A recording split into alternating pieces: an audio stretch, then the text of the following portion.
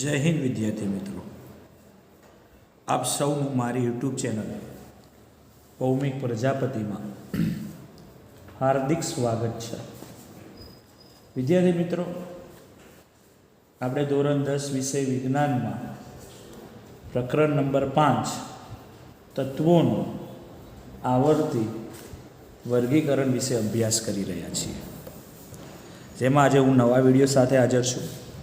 આપણે આના આગળના વિડીયોમાં મેન્ડેલિફના આવર્ત કોષ્ટક વિશે ભણ્યા હતા, અને એ આવર્ત કોષ્ટકમાં એક રીતે તો મેન્ડેલિફનું આવર્ત કોષ્ટક સફળ હતું, પણ 3 નાની એવી એક મર્યાદા હતી, અને એ મર્યાદામાં સોલ્યુશન થઈને એક નવું આવર્ત કોષ્ટક બન્યું, જેનું નામ છે આધુનિક આવર્ત કોષ્ટક. તો આપણે એ જ ભણવાનું છે કે આધુનિક આવર્ત કોષ્ટકની રચના સમજાવો. તો કે ઈસવીસન 1913માં હેનરી મોસલે આધુનિક આવર્ત કોષ્ટકનો નિયમ રજૂ કર્યો. એ નિયમ માટે એમણે સમજાવ્યું કે જો તત્વને પરમાણુ દળની તુલનામાં, મેન્ડેલિફે આવર્ત કોષ્ટક શેના આધારે બનાવ્યું હતું? તો આપણે જાણીએ છીએ કે પરમાણુ દળના ચડતો ક્રમ જોડે રાખ્યો હતો, પણ જો એની જગ્યાએ પરમાણુ ક્રમાંક હોય તો વધારે આધારભૂત હોય, એટલે વધારે સારી રીતે બનશે. તે અનુસાર મેન્ડેલિફના આવર્ત કોષ્ટકમાં બદલાવ કરવામાં આવ્યો, અને આધુનિક આવર્ત કોષ્ટકના આધાર સ્વરૂપે પરમાણુ ક્રમાંકને એક ગુણધર્મ ગણ્યો. મેન્ડેલિફે જે ગુણધર્મ જેના આધારે આવર્ત કોષ્ટક ગોઠવ્યું હતું, એમાં 3 વસ્તુ હતી: રાસાયણિક ગુણધર્મ, ભૌતિક ગુણધર્મ અને પરમાણુ દળ. પણ એમાંથી પરમાણુ દળની જગ્યાએ નવો ગુણધર્મ સ્વીકાર્યો, અને કયો સ્વીકારવામાં આવ્યો? પરમાણુ ક્રમાંક. આથી એમનો નિયમ એવો બને, આધુનિક આવર્ત કોષ્ટકનો નિયમ, કે તત્વોના ગુણધર્મો તેના પરમાણવીય ક્રમાંકને આવર્તનીય વિધેય છે. મેન્ડેલિફનું આવર્ત કોષ્ટકના નિયમ ભણી ચૂક્યા છીએ, જેમાં હતું તત્વોના ગુણધર્મો તેમના પરમાણુ દળને આવર્તનીય વિધેય છે. એની જગ્યાએ ખાલી એક જ શબ્દ ચેન્જ કરવાનો આવે, પરમાણુ ક્રમાંક. એટલે કે તત્વના જે ગુણધર્મો છે પરમાણુ ક્રમાંકને આધારે આવર્તનીય, એટલે ક્યારેક પુનરાવર્તન થાય છે. હવે પરમાણુ ક્રમાંક એટલે શું?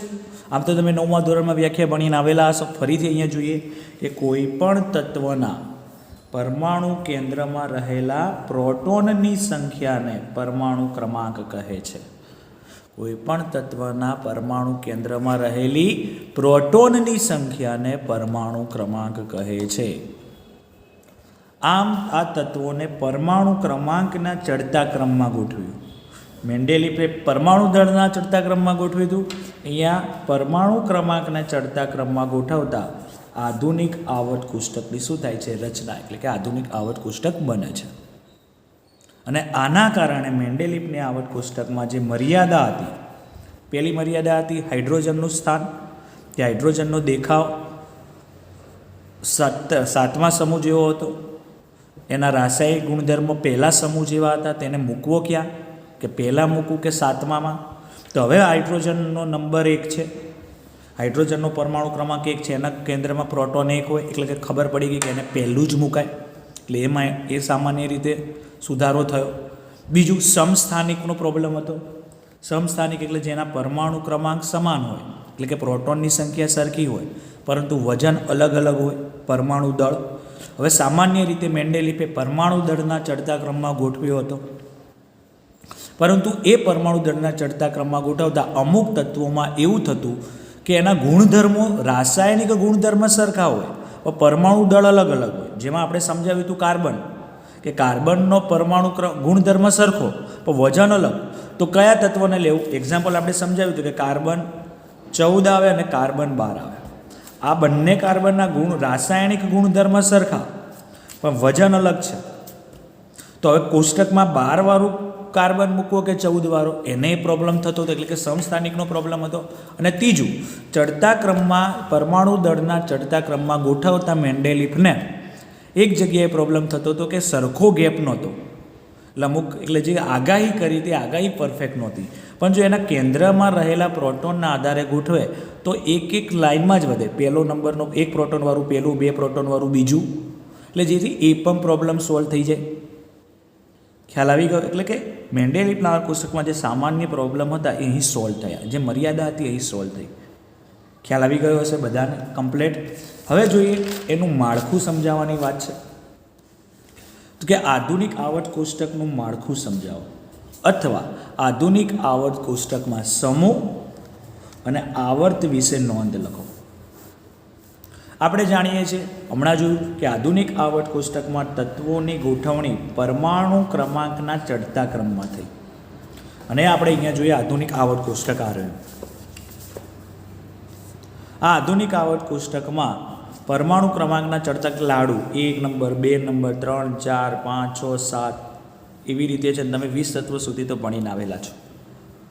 એનો મતલબ કે આ આવર્ત કોષ્ટકમાં જે ઊભું છે એ સ્તંભને સમૂહ કહે છે.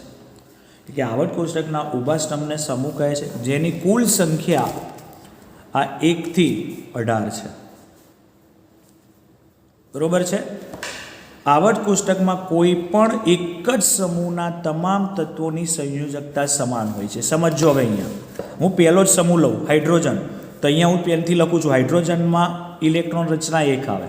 પછી લિથિયમ 3 ત્રીજા નંબરનું તત્વ તો 2 અને 1 આવે. પછી સોડિયમ એની ઇલેક્ટ્રોન રચના આવે 2 8 1. તો તમે જુઓ છો બધાને છેલ્લે 1 હોય છે, એવું આમાં બધામાં છેલ્લે 2 હોય છે. બરોબર છે? આપણે 1 થી 20 સુધી ગણીએ તો અહીંયા છેલ્લે 3 હોય, અહીંયા છેલ્લે 4 હોય, અહીંયા છેલ્લે 5 હોય, અહીંયા છેલ્લે 6 હોય, અહીંયા છેલ્લે 7 હોય. ફ્લોરિન 9મા નંબરનું તત્વ 2 7. ક્લોરિન 17મા નંબરનું તત્વ છે 2 8 7. તમે ભણી ચૂક્યા છો 9મામાં ઇલેક્ટ્રોન રચના, અને ત્રીજા ચેપ્ટરમાં પણ થોડીક માહિતી આપેલ છે. તો બરોબર, એનો મતલબ કે આધુનિક આવર્ત કોષ્ટકમાં કોઈ એક જ સમૂહ એટલે ઊભી લાઇનમાં હશે તો એ તત્વોની સંયોજકતા ઇલેક્ટ્રોન એટલે છેલ્લી કક્ષામાં ઇલેક્ટ્રોનની સંખ્યા સમાન હોય છે. જેમ કે 17મો સમૂહનું ઉદાહરણ આવે તો 17મા સમૂહમાં આવે ફ્લોરિન અને ક્લોરિન. જોઈ શકો છો તેની ઇલેક્ટ્રોન રચના આપી છે એક તત્વ. ફ્લોરિનની ઇલેક્ટ્રોન રચના 2 7, ક્લોરિનની ઇલેક્ટ્રોન રચના 2 8 7, તો તમે છેલ્લે 7 7 આવે. પરંતુ જેમ ઉપરથી નીચે આવો એમ કક્ષા વધતી જાય. તમે જુઓ છો અહીંયા મેં ઉદાહરણ લીધું તો ઉપર અહીંયા 1 કક્ષા છે, અહીંયા 2 છે, અહીંયા 3 છે, આમાં પણ અહીંયા 2 કક્ષા છે, અહીંયા 3. એટલે ઉપરથી નીચે આવો એક કક્ષા વધતી જશે. ખ્યાલ આવી ગયો? એટલે એકલું સમૂહ પૂછાય તો પણ તમે આ સમજાવી શકો આધુનિક આવર્ત કોષ્ટકનું. ચલો હવે આપણે જોઈશે આવર્ત.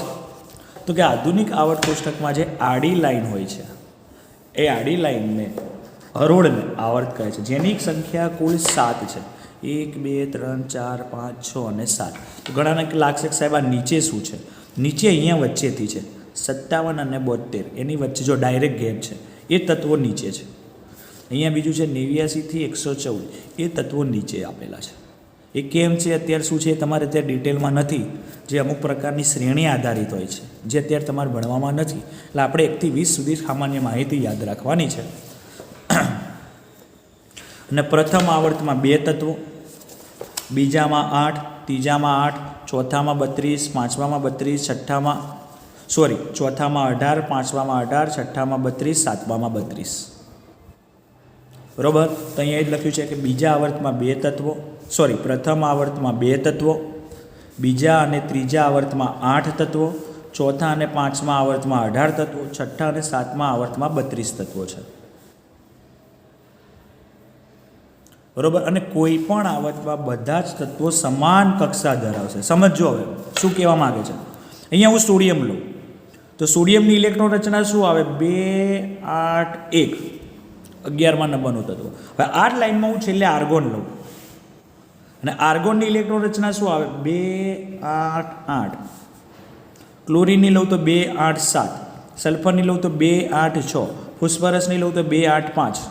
એટલે કે પહેલાં તત્વ એટલે કે આ આવર્તની આડી લાઈનમાં આને 3 કક્ષા છે 1 2 3, તો અહીંયા છેલ્લે પણ કક્ષા 1 2 3. એટલે કે આડી લાઈનમાં બધામાં 3 જ કક્ષા હશે.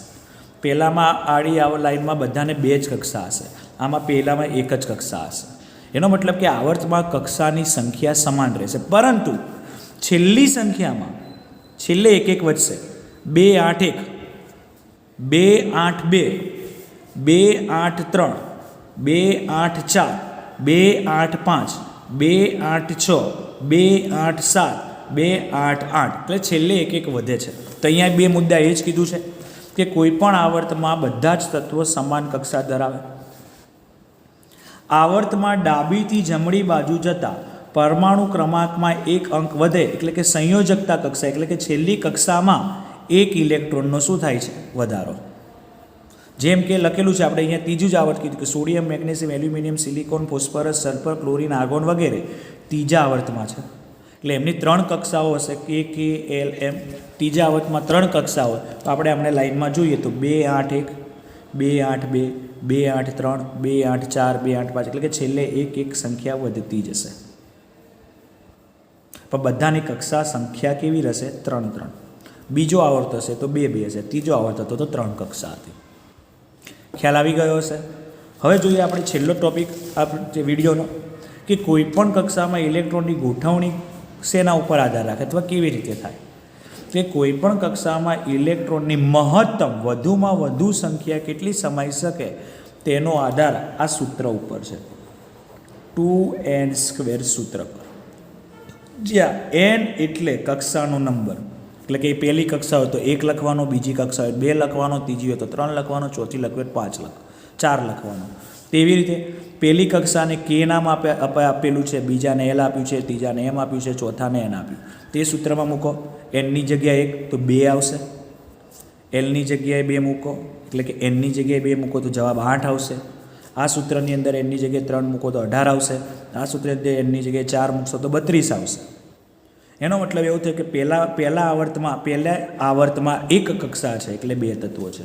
આવું ખરેખર હોતું નથી બહુ આગળ જતાં, પણ પહેલી 4 કક્ષા માટે આવું હોઈ શકે છે કે પહેલા આવર્તમાં 2 તત્વો છે કારણ કે એમાં એક જ કક્ષા વપરાય છે. બીજા આવર્તમાં 8 તત્વો છે કારણ કે એમાં 2 જ કક્ષા વપરાય છે.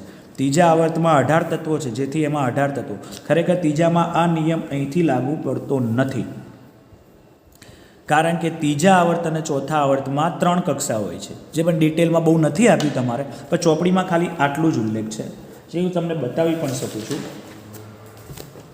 2 એટલે કે પ્રથમ આવર્તમાં 2 છે, બીજા આવર્તમાં 8 તત્વો છે. બરાબર છે. પછી ત્યાંથી અહીંથી નિયમ એ બદલાઈ જાય છે. બરાબર. કારણ કે આપણે આગળ જોયું કે પહેલા આવર્તમાં 2 તત્વો, બીજા અને ત્રીજામાં 8. બરાબર છે. તો અહીંયા તો બીજા આવર્તમાં 2 કક્ષા એટલે 8 એ આપણે સમજી શકીએ, પણ ત્રીજા આવર્તમાં 3 કક્ષા વપરાય છે ને, આપણે અહીંયા જોયું. તો ત્રીજા આવર્તમાં વધુમાં વધુ 18 સમાય એટલે અહીંયાથી નિયમ બદલાઈ જાય છે. એટલે આપણે બહુ ડિટેલમાં નહીં જવાનું, ખાલી માહિતી યાદ રાખશો કે આ સૂત્ર પ્રમાણે ગણતરી થાય છે. જનરલ માહિતી આપી, પ્રથમ આવર્તમાં 2 તત્વો છે, બીજા આવર્તમાં 8 તત્વો છે. આ મુદ્દો નહીં લખો તો ચાલશે. બરાબર છે વિદ્યાર્થી મિત્રો. બસ તો આજના વિડીયોમાં આટલે સુધી. મને આશા છે કે તમને ખ્યાલ આવ્યો હશે. ના ચેપ્ટર આખું જ મોસ્ટ આઈએમપી છે. દરેક વિષય, ડોબરેનરની ત્રિપુટી, મેન્યુલેન્ડ, મેન્ડેલિફ અને આધુનિક આવર્ત કોષ્ટક. આ સાથે દરેક વિદ્યાર્થી મિત્રોને જય હિન્દ, જય ભારત.